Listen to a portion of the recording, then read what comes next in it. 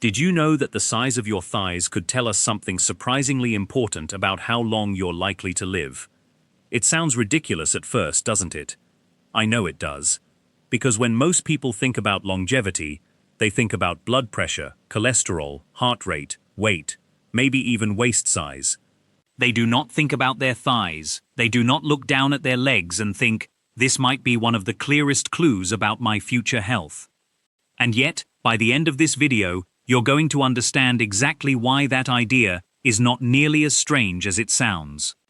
In fact, it comes from a large Danish study published in the BMJ, the British Medical Journal, which followed more than 2,800 adults for years and found something genuinely striking. People with the smallest thighs had a significantly higher risk of cardiovascular disease and premature death. And that pattern held up even after accounting for body fat, blood pressure, smoking, and other classic risk factors. BMJ. Now, what I want to do in this video is walk you through what that actually means, because this is where a lot of people get confused. This is not a video saying that giant thighs are automatically healthy. This is not a video saying bodybuilders live forever. And this is definitely not a video saying you should obsess over one tape measure number and ignore everything else. What this is really about is understanding what your thighs may be revealing about your muscle mass, your metabolism, your resilience, your ability to stay independent as you age, and why this one body measurement is so unusual compared to almost everything else we talk about in medicine. Because for most health numbers, bigger is usually worse. A bigger waist is usually worse.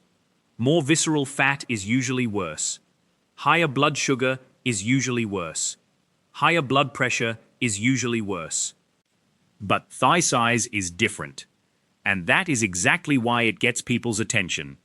I'm Dr. Michael Carter, and if you care about living longer, staying stronger, and protecting your independence as you get older, then this is one of those topics that is absolutely worth understanding.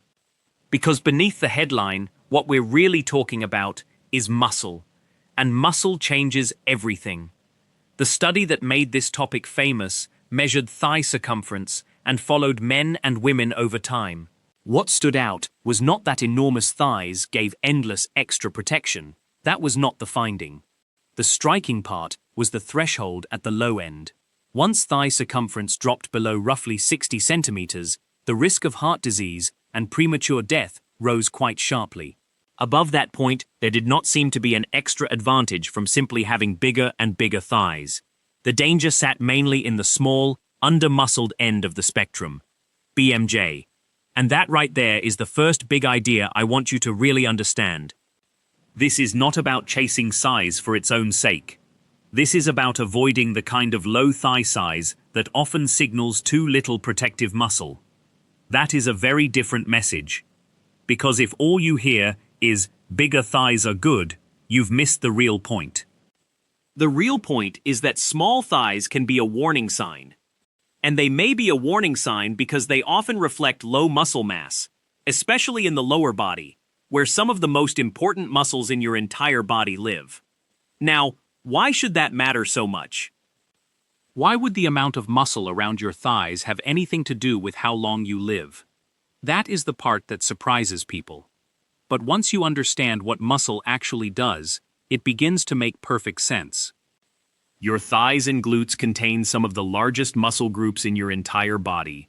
And skeletal muscle is not just there to make you look athletic or help you move furniture. It is metabolically active tissue. It helps clear glucose from the bloodstream after meals. It improves insulin sensitivity. It supports mobility and balance. And when it contracts, muscle also releases signaling molecules that influence inflammation, blood vessels, and other systems throughout the body. That is part of why resistance training in older adults consistently improves strength and function, and why muscle is increasingly understood as a major marker of healthy aging. PMC, NCBI.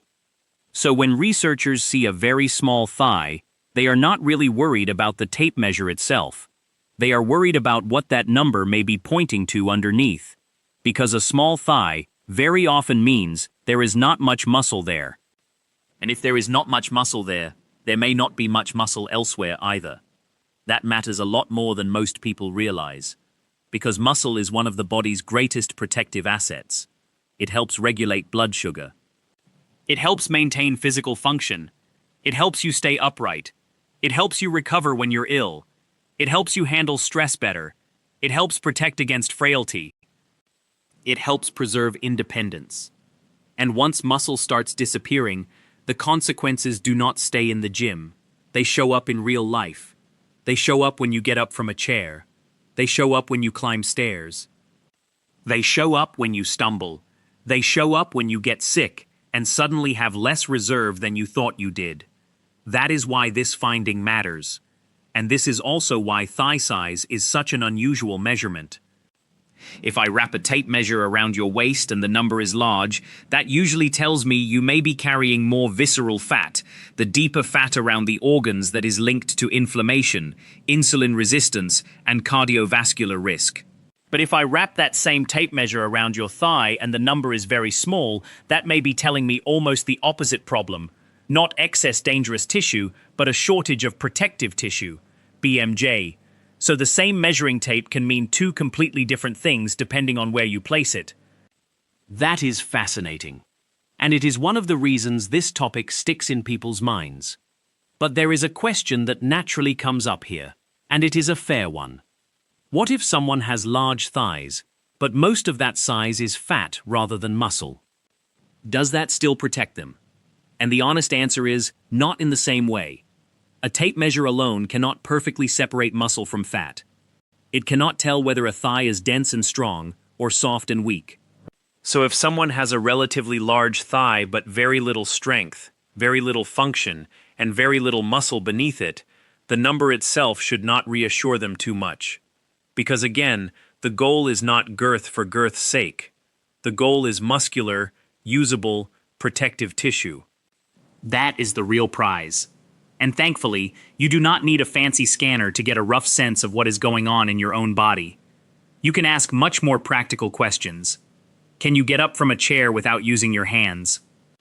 Can you climb stairs without feeling like your legs are failing halfway through? Can you lower yourself down with control? Can you rise from the floor without needing half the furniture in the room to help you? Can you do a set of bodyweight squats with decent control? Do your thighs feel firm when you tense them, or do they feel soft and underused?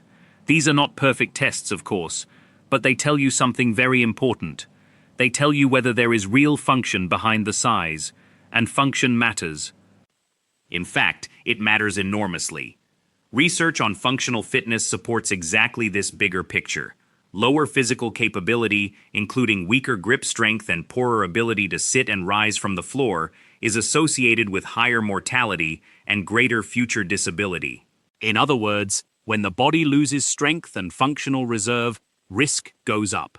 Thigh size matters because it often reflects that deeper issue.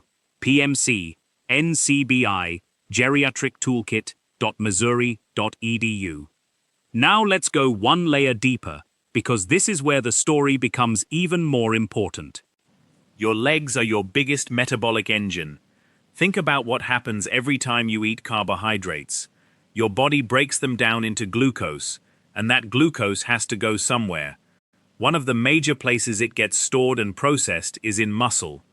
And since your thighs, hamstrings, and glutes are such large muscle groups, they are some of the biggest glucose-handling tissues in your whole body. When those muscles are healthy and active, they help soak up glucose efficiently. When they shrink, that system becomes less effective. And over time, that can contribute to insulin resistance, blood sugar problems, and the long-term damage that follows. So when we talk about a small thigh being a warning sign, we are not just talking about appearance. We are talking about a smaller metabolic safety net. That is a huge deal, because some of the biggest killers in modern life are tied to metabolic dysfunction: heart disease, diabetes, vascular damage, reduced resilience, frailty, and muscle sits right in the middle of that conversation. This is one of the reasons resistance training is so powerful. It does not just make you stronger in the obvious sense, it rebuilds the very tissue that helps your body handle sugar more effectively, which is why older adults can still make meaningful gains in strength and function through resistance exercise, even at advanced ages. PMC, And there is something else most people do not realize. Muscle behaves a little bit like an organ. When muscle contracts, it does not just move your body, it releases chemical signals that communicate with the rest of your body. Those signals influence inflammation, vascular health, metabolism, and even brain-related pathways. So active muscle is not passive tissue. It is protective tissue. It is constantly interacting with your wider health. PMC. That matters because chronic low-grade inflammation is deeply tied to aging and many chronic diseases. And one of the most natural ways to push back against that process is to maintain and use muscle consistently. Which brings us back to the thighs. Because your legs are not some minor muscle group that only matters if you care about aesthetics. They are central to how your body works, central to how you move, central to how you age, central to whether you stay independent. In fact, I would argue that most people do not appreciate how much of later life independence comes down to the lower body. We talk a lot about heart health, and that matters. We talk a lot about brain health, and that matters too. But if your legs become too weak, your world gets smaller very quickly. You walk less. You trust yourself less. You go out less. You do fewer errands. You avoid stairs. You fear falls. You rely on others more. And that loss of physical confidence can quietly change everything. This is why strong thighs are not just about living longer. They are about living better. They are about staying capable. They are about keeping choices. And I want to pause here on the issue of falls, because this is one of the most important real-world consequences of weak legs. Falls in older adults are not minor events. A fall can begin a cascade: injury, fear, reduced movement, loss of confidence, muscle decline, more instability, more dependence. And sometimes the damage is not even mainly from the original injury. Sometimes the real damage comes from what happens afterward, when a person starts moving less, deconditions rapidly, and never quite gets their previous confidence back. That is why lower body strength is so important. It helps you catch yourself when you trip. It helps you absorb force more safely. It helps you get off the floor. It helps you recover. It helps you keep living your normal life instead of shrinking around fear. And this is not just theory. Studies on sit-rise ability and grip strength show that seemingly simple markers of physical capability strongly track future mortality and independence. When those capacities fall, risk rises. Geriatric Toolkit. Missouri. EduPMC. NCBI. So if your thighs are small and weak, what you are often looking at is not one isolated cosmetic issue. You are looking at a possible sign of lower reserve, less muscle, less resilience, less metabolic capacity, less protection against frailty, less ability to recover from setbacks. And that is why this topic deserves more attention than it gets. Now, I also want to make something very clear. This is not destiny. A small thigh is not a death sentence. It is not some magical prophecy. It is a clue. That is how you should think about it. A clue, a marker. A signal that tells you something about the kind of body you are carrying into the next decade of life. And one of the most hopeful parts of this entire story is that this is one of the most modifiable health markers you have. Blood pressure can be stubborn. Genes are fixed. Your past is fixed. But muscle? Muscle can change. Even later in life, muscle can change. Even in your 70s and 80s, people can still build meaningful strength when they train consistently. That is one of the most encouraging findings in aging research. Older adults absolutely can improve with resistance training, and those gains can support function, autonomy, and overall well-being. That means if you look at your legs today and think, honestly, they are weaker than they should be, that is not the end of the story. That is the beginning of the action plan. So let's talk about what to do. The single most important thing you can do is give your lower body a reason to stay strong. And that means resistance. You do not need to become a powerlifter. You do not need a perfect gym membership. You do not need fancy workout clothes. You do not need complicated routines with 12 different machines. What you need is regular, progressive challenge for the major muscles of the legs. That can be chair stands. That can be squats. That can be step-ups. That can be lunges if your joints tolerate them. That can be split squats, supported squats, leg presses, hamstring work, glute bridges. The specific exercise matters less than the principle. And the principle is simple. Ask the muscles to do a little more over time. That is how they grow. That is how they stay. That is how they keep protecting you. If you are relatively deconditioned, start embarrassingly small if you need to. 5 sit-to-stands from a chair. A few supported squats while holding onto the kitchen counter. A short set of step-ups on the bottom stair. A brief walk, then a slightly longer one. The point is not to impress anyone.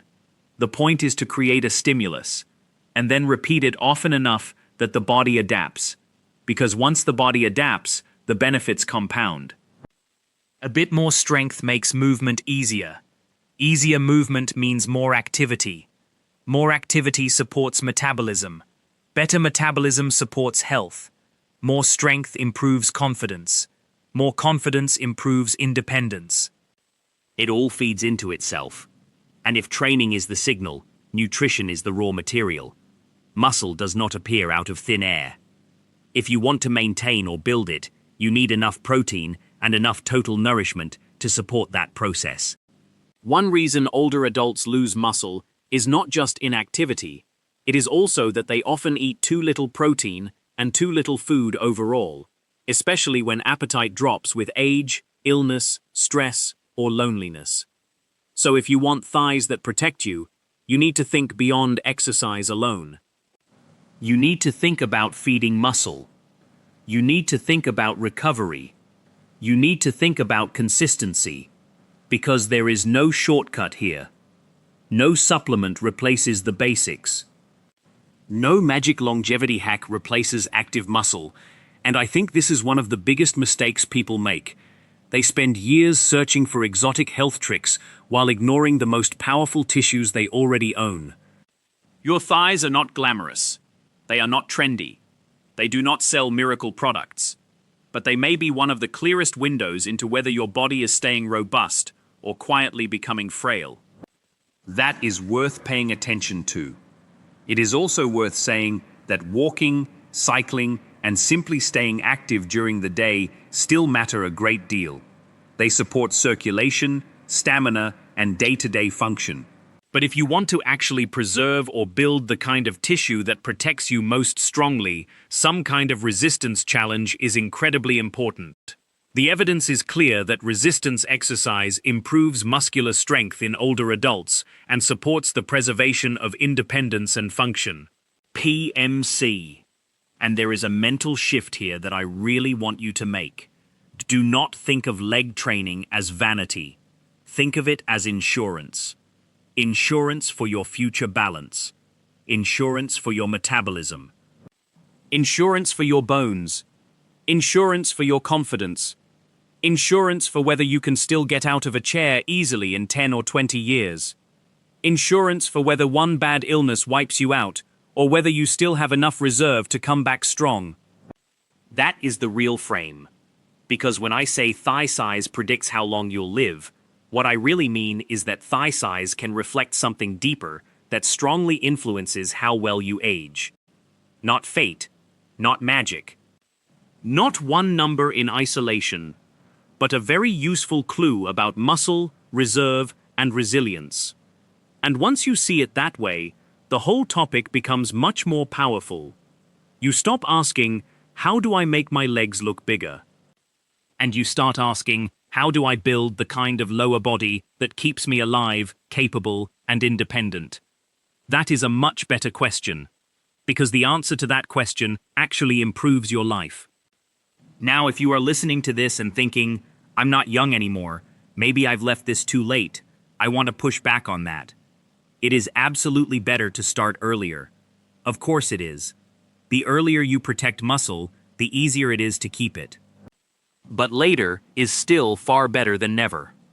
The data on resistance training in older adults is encouraging for a reason.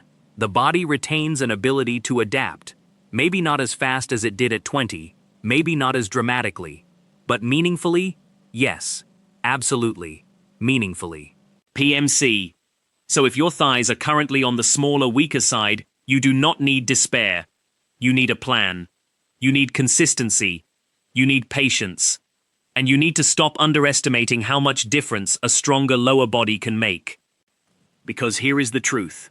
A lot of people do not lose independence in one dramatic moment. They lose it gradually. A little less strength, a little less confidence, a little less movement, a little less reserve, a little less ability to recover. And then one day, what used to be easy becomes difficult. What used to be normal becomes exhausting. What used to feel safe becomes risky. That is the quiet road toward frailty. And stronger thighs are one of the ways you push back against that road. That is why I find this topic so important. Because a tape measure around the thigh sounds almost laughably simple. But sometimes the simplest measures point to the deepest truths. Low thigh size may mean low muscle. Low muscle may mean poorer glucose handling, less physical reserve, less protection against falls, more frailty, and more vulnerability as the years go on. That is exactly why the BMJ finding is so striking and why it continues to get attention. BMJ. So if you take one message away from this video, let it be this. A small thigh is not just a cosmetic detail. It can be a warning sign. A warning sign that your body may be carrying too little of one of the most protective tissues you have. And the beautiful thing about that warning sign is that it gives you time to act. You can build strength. You can train your legs. You can improve function. You can reclaim muscle. You can increase reserve. You can make your future safer than it would have been if you did nothing. That is empowering. That is practical. And that is exactly the kind of health message I want people to hear more often. Not just watch your weight. Not just avoid fat, but protect your muscle, especially in your legs, especially as you age. Because those muscles are doing far more for you than most people ever realize. They are helping manage your blood sugar. They are helping support your movement. They are helping you stay upright. They are helping you stay independent. They are helping you stay alive. I'm Dr. Michael Carter, and if this made you think differently about your own strength, your own legs, or your own future health, then I'd love to hear from you. Have you ever noticed a change in your leg strength as you've gotten older? Do stairs feel different than they used to? Do you feel less steady getting up from a chair? Or have you started doing lower body exercises and noticed a real difference? Let me know in the comments. And if this helped you understand why your thigh size may be telling you something important about your future, stay with me. Because the more you understand what your body is really trying to tell you, the more power you have to protect it. See you next time.